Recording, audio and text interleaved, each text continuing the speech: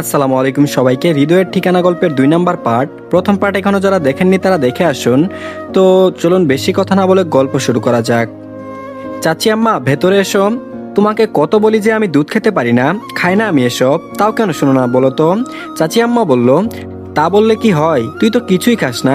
পুষ্টিকর খাবার খেতে হয়, ফল ফ্রুটস খেতে হয়, তুই কি খাস এসব বলতো? মাছে ভাতে বাঙালি, আর তুই নিজেকে দেখ, মাছও খাস না, একমাত্র পাঙ্গাস মাছটাই খাস। ছি, মানুষ এই মাছ দেখে নাক ছিটকায়, আর তুই এই মাছ কি করে খাস?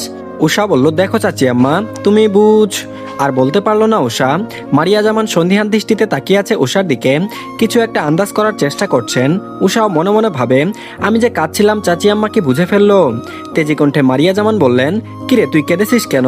কাদার কি আছে রে মা, আমরা আছি তো। আমরা থাকতে কি তোর কিছু হবে বল? সাগর দেশে আসুক, তোকে দেখে সে হাঁটিটি করবে। বলে জোরে জোরে হেসে উঠলেন মারিয়া জামান। না মানে হার্ট অ্যাটাক করবে? তোর বড় আব্বু চাচু আর স্বামীন যেভাবে তোকে প্রস্তুত করেছে মাশাআল্লাহ। উষা লজ্জা পেল ভীষণ। সে জানে সে খুব সুন্দরী, তার মাকেও হার মানিয়েছে সুন্দরের দিক থেকে। স্কুল কলেজে কত প্রেমের প্রস্তাব সে পেয়েছে, কলেজে প্রফেসর স্কুলের টিচাররাও বাদ পড়েনি। সবার 12টা বাজিয়েছে উষার ভাইয়েরা। আরাফ সাদাফ রাফিদ মারামারিতে ওরা 100তে 1000। উষার লজ্জারাঙ্গা মুখ দেখে মুচকি হাসলেন মারিয়া জামান, তারপর বললেন, ভাবিস না রে মা, আমরা সবাই তোর সাথে আছি। সাগর একা আর কি করবে বল, সে নিজে তো তোর প্রতি দুর্বল হয়ে যাবে দেখবি। একবার দেশে আসুক, পিটিয়ে পাশার সাল তুলে নেবো বেয়াদবটার। আরাফ বলল, মা শুনো, ভাইয়া মোটেও ওরকম না, ভাইয়াকে একটু সময় দাও, সে দেশে আসুক, দেখবে ঠিকই মানিয়ে নিবে। আর বিয়ে তো একটা পবিত্র বন্ধন, মহান আল্লাহ আমাদেরকে দুনিয়ায় পাঠিয়েছে জুড়াই জুড়াই। আল্লাহ মানবকুলের সৃষ্টিরও 50 বছর পূর্বে জীবনসঙ্গী নির্ধারণ করে দিয়েছেন। যদিও অনেক আলেমগণ বলেন বিয়ের ভাগ্য পরিবর্তন করা যায় দোয়ার মাধ্যমে, একমাত্র দোয়াই ভাগ্য পরিবর্তন করতে পারে। তাই চাইতে থাকতে হবে।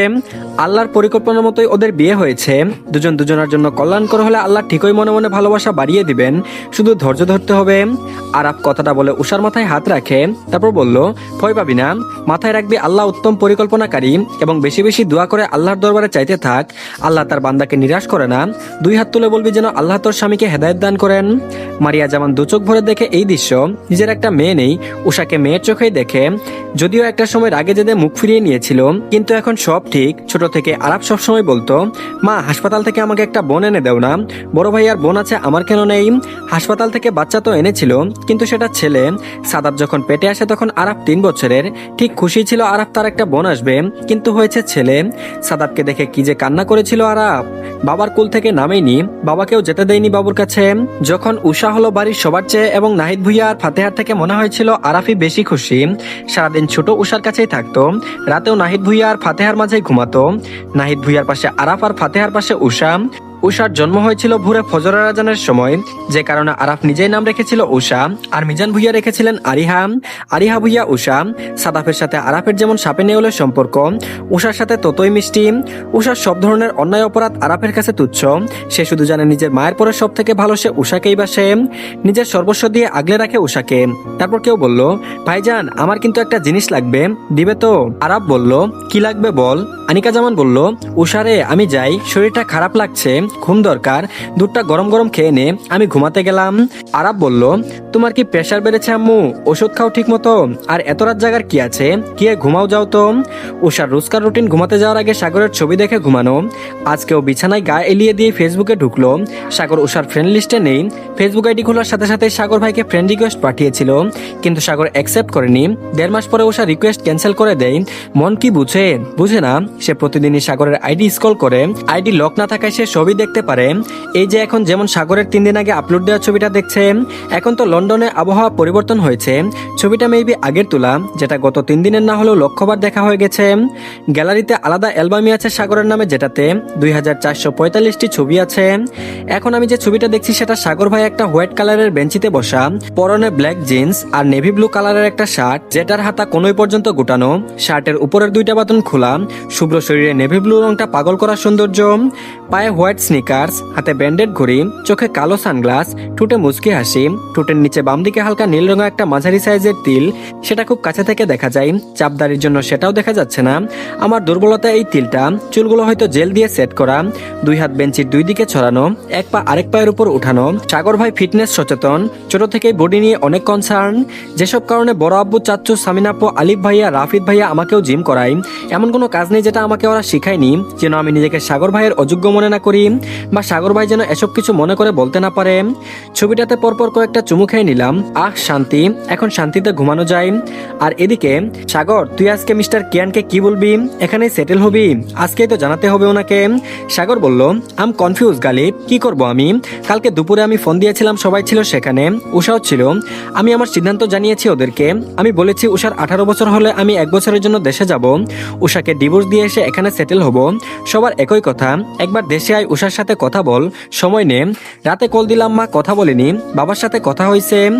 গালিব বলল, কি বললো আঙ্কেল? তবে সবাই ঠিকই বলেছে, তুই আগে দেশে গিয়ে পরিস্থিতি দেখ। উষা সত্যিই খুব নম্র আর ভদ্র একটা মেয়ে, ওর চেহারায় আলাদা একটা নূর আছে, দেখলেই কেমন শান্তি শান্তি লাগে। সাগর বলল, কিরে তুই কি আমার অস্বীকার করা বইয়ের দিকে নজর দিচ্ছিস? ভুলে যাস না সে কি হয় আমার। ফ্রুকুজকে সন্দিহান দৃষ্টিতে তাকিয়ে বন্ধু গালিবের উদ্দেশ্যে প্রশ্নটা করলো সাগর।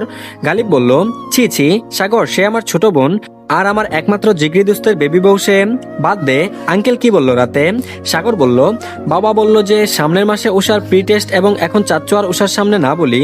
দুপুরে নাকি সে এই কথা শুনে দাঁড়ানো থেকে পড়ে যাচ্ছিল, আলিফ ভাইয়া ধরে ফেলেছিল, বলেছে উষা ছোট থেকেই তোমার প্রতি দুর্বল, তুমি তো জানো। তার মায়ের জন্য ওকে কেন জাজ করবে? মেয়েটার একটা দোষ আছে বলে সে নিজেকে এখন এমন ভাবে তৈরি করেছে যেন কেউ তার দিকে আঙুল না তুলতে পারে। মেয়েটা অনেক সংসারিক হয়ে গেছে সাগর, উষা সত্যিই খুব ভালো একটা মেয়ে। তোমার জীবনের সবচেয়ে বড় ভুল উষাকে ত্যাগ করা।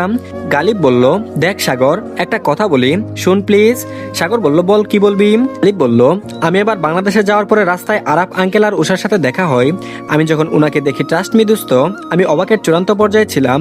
মানে ওই ছোট্ট উষাটা যে কি ভয়ঙ্কর সুন্দরী হয়ে গিয়েছে, পুরো চেহারা বাবার মতো, গায়ের রং এবং মাকেও পিছনে ফেলে দিয়েছে, লম্বা চওড়া ফিটফাট। সাগর বলল, এসব আমি জানতে চাইছি তোর থেকে। উষা ছোট থেকেই সুন্দর, আর ওর মা যেই সুন্দরী ছিল, অসুন্দর হওয়ার তো কিছুই নেই। আর মাথায় রাখিস, সে ভুইয়া বাড়ির মেয়ে, তার উপরে আমার স্ত্রী, চোখ এবং মুখ দুটোই সামলে রাখবি। আমি আমার পরিবার আর বাড়ির মেয়েদের প্রতি কতটা কনসার্ন সেটা তোর অজানা নয়। আর বিয়েটা আমার না ভাঙা অব্দি ও আমার স্ত্রী, বিয়েটা মানতে না পারি, কিন্তু তাই বলে বিয়ে যে হয়নি এটা তো অস্বীকার করতে পারবো না। বুঝেছি, পরে শুন। আঙ্কেল অনেক কথাই বললো উষার ব্যাপারে, তোকে বোঝাতেও বলেছে উষার মধ্যে লোভ, অহংকার বা তার মায়ের মতো কোনো বাজে নেশা নেই। তাহাজ্জুদ নামাজ থেকে প্রতিদিন নামাজে মোনাজাতে তোকে রাখে, তোকে চাই। এর থেকে বড় পাওয়ার কিছু আছে? সে বাইরে গেলে বোরকা পরে, কলেজে মুখে মাস্ক আর হিজাব পরে যায়, গাড়ি ছাড়া ওকে একলা ছাড়ে না কেউ। অনেক ছেলে পিছনে ঘুরে, কিন্তু সে তার বাল্যকালে সেই ছেলে বন্ধু ছাড়া আর কারোর সাথেই মেশে না, আর কোনো ছেলে বন্ধুও নেই। আঙ্কেল ওকে নিয়ে অনেক চিন্তায় আছে। আর বারবার বলেছিল, ভাইয়া তোমার বন্ধুটাকে দেশে পাঠিয়ে দাও, ওর মতো রাগচটা মানুষটাই পারবে তার বউকে হেফাজতে রাখতে। বউটা যখন তার, দায়িত্বও তার। আমার এবার সত্যিই চিন্তায় আর থাকতে পারছি না। আরো অনেক কিছুই বলল, কিন্তু দিন দিন বিষয়টা খুব সিরিয়াস হয়ে যাচ্ছে। তাকে আগলে রাখার একটা মানুষ দরকার। এমনিতেই নাকি দুই বা কিছু একটা মনে পড়তেই গালিব চুপ হয়ে গেল। সাগর রেডিতে হচ্ছিল, সাথে গালিবের কথা পূর্ণ মনোযোগ ছিল। আরাফ সাহেবের কথাগুলো মানে সে বুঝতে পারলো না। গালিব চুপ হয়ে যাওয়াতে ভ্রুকুচকে তাকাই গালিবের দিকে, তারপর বলল, তুই কি বলতে চাইছিস বলতো, খুলে বল পুরোটা। গালিব বলল, বললামই তো। সাগর বলল, আমার তো মনে হচ্ছে কিছু লুকাচ্ছিস, বল। গালিব বলল, না, এইসবই বলেছিল, লুকায়নি। আসলে সে কথা লুকাচ্ছে। আর আপার আঙ্কেল বারবার না করে দিয়েছে যেন সাগরকে এসব না জানাই, তাহলে হিতে বিপরীত হবে। উল্টা বলবে মেয়ে কলেজে যায় ছেলেদের সাথে আড্ডা দিতে, আর কিছু বলা যাবে না।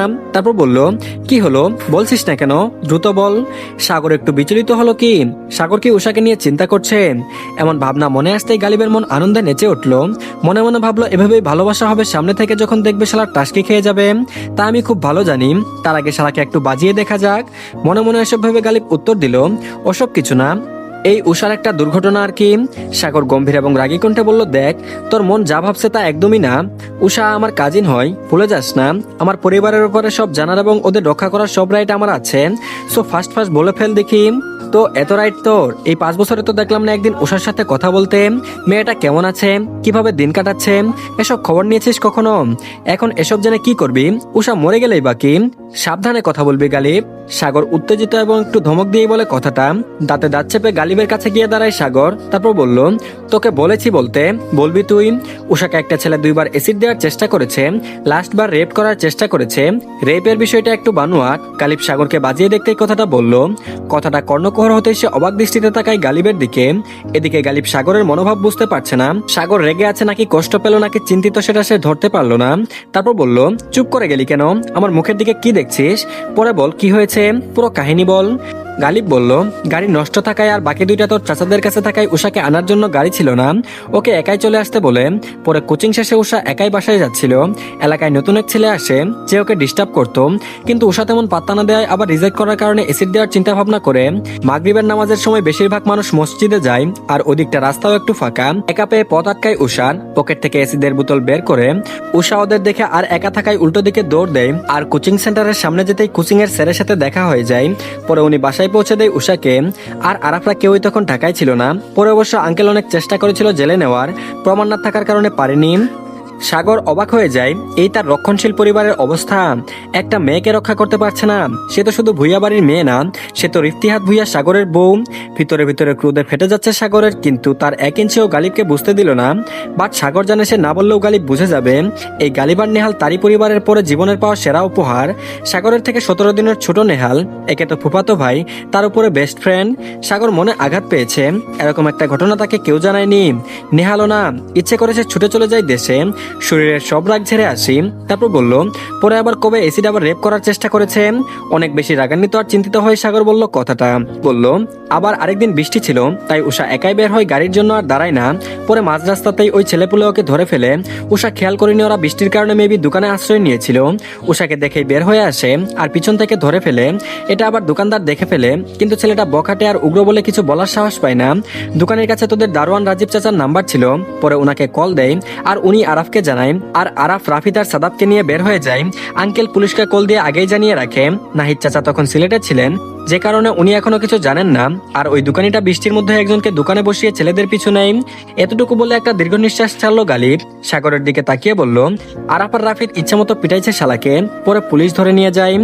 সাগর গম্ভীরভাবে জিজ্ঞাসা করলো, ওর সাথে কি করেছিল? বলল, সেটা আমাকে বলেনি। জানিস এই ঘটনার পরে উষা কি বলেছিল তোর বাবাকে? সাগর অবাক দৃষ্টিতে গালিবকে জিজ্ঞাসা করে, কি বলেছে? গালিব ঠোঁটের হাসিটা আরো প্রসারিত করে বলল, মেয়েটা সত্যিই তোকে অনেক ভালোবাসে। আঙ্কেলকে বলে যে তোকে এই ঘটনা জানাতে, আর তুই বা পরিবার যদি না চাই সে লেখাপড়া করবে না, বাড়ির বাইরে বের হবে না। সাগর ভাই না চাইলে বাদ দিব সব। সাগর কিছুটা না অনেকটাই অবাক হয়ে কথাটা শুনে কি হাসি দিতেও ভুলে না, যা গালিব দেখতে পায়নি। গালিবকে আর কিছু বলার সুযোগ না দিয়ে ল্যাপটপ ব্যাগটা হাতে নিয়ে বের হতে থাকে আর বলে, সময় নেই Ghalib, already we are late. পিছন থেকে গালিব বিড়বিড় করে বলে, শালা বজ্জাত, শালার কি কোনো সমস্যা আছে? শালা কি গে নাকি? বিদেশি নিয়েও কারোর দিকে চোখ দেয় না, খালি আমাদের সাথে চিপকে থাকে। আজব, আসলে সাগর গে নাকি? নেহালকে বিষয়টা জানাতে হচ্ছে। বলল, এখন যদি আমি আসি রে গালিব, তোর সুন্দর গাল দুইটা কিন্তু। আর বলতে পারলো না, শালা সত্যি বললে সবারই লাগে। তো ধন্যবাদ সবাইকে, এই পার্টটি এই পর্যন্তই। পরবর্তী পার্টও দিয়ে দেওয়া হয়েছে, সবাই দেখে নিন। আর সবাই অবশ্যই চ্যানেলটিকে সাবস্ক্রাইব করে দিন, আর ভিডিওতে অবশ্যই লাইক দিন। তো ভালো থাকবেন সবাই, আল্লাহ হাফেজ।